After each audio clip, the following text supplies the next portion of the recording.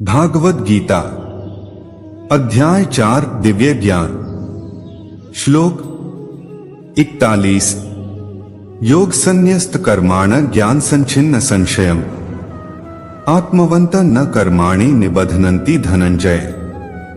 भावार्थ, जो व्यक्ति अपने कर्मफलों का परित्याग करते हुए भक्ति करता है और जिसके संशय दिव्य ज्ञान द्वारा विनष्ट हो चुके होते हैं, वही वास्तव में आत्मपरायण है।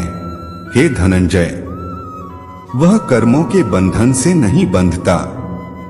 तात्पर्य, जो मनुष्य भगवत गीता की शिक्षा का उसी रूप में पालन करता है जिस रूप में भगवान श्री कृष्ण ने दी थी, वह दिव्य ज्ञान की कृपा से समस्त संशयों से मुक्त हो जाता है।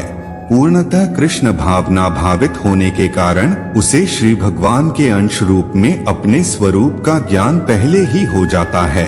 अतएव निस्संदेह वह कर्म बंधन से मुक्त है। अध्याय 4 दिव्य ज्ञान श्लोक 42 तस्माद् ज्ञान संभूत हृत्स्थ ज्ञानासीनात्मनः चित्वेन संशय योगमातिष्ठोत्तिष्ठ भारत।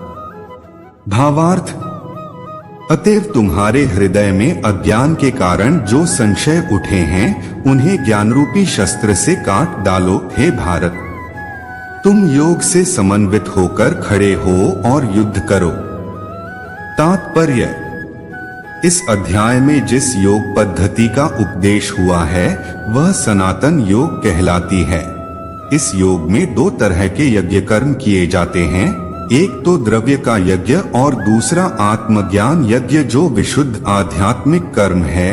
यदि आत्म साक्षात्कार के लिए द्रव्य यज्ञ नहीं किया जाता तो ऐसा यज्ञ भौतिक बन जाता है, किंतु जब कोई आध्यात्मिक उद्देश्य या भक्ति से ऐसा यज्ञ करता है तो वह पूर्ण यज्ञ होता है।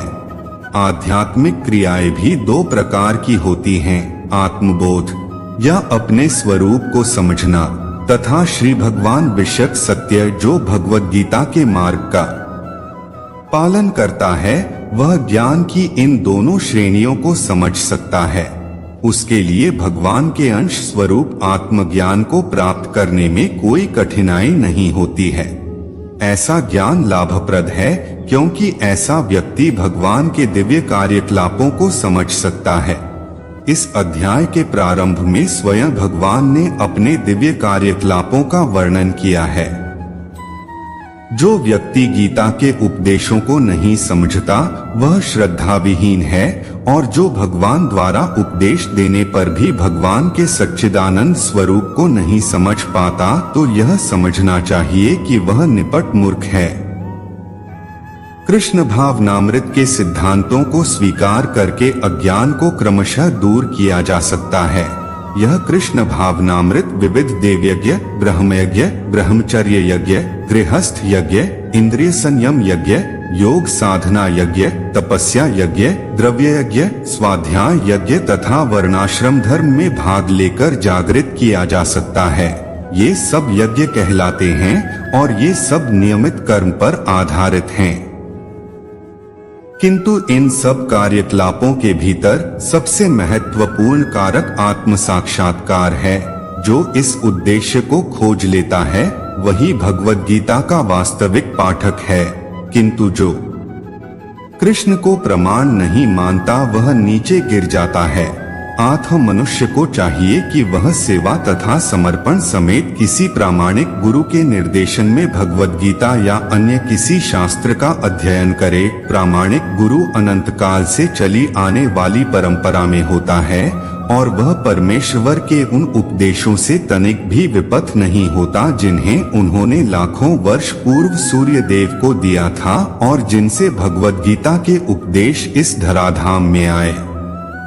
अथ गीता में ही व्यक्त भगवत गीता के पथ का अनुसरण करना चाहिए और उन लोगों से सावधान रहना चाहिए जो आत्म श्लाघावश अन्यों को वास्तविक पथ से विपथ करते रहते हैं। भगवान निश्चित रूप से परम पुरुष हैं और उनके कार्यकलाप दिव्य हैं। जो इसे समझता है वह भगवत गीता का अध्ययन शुभारंभ करते ही मुक्त होता है।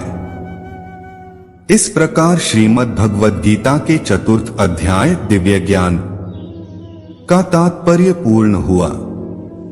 हरे कृष्णा।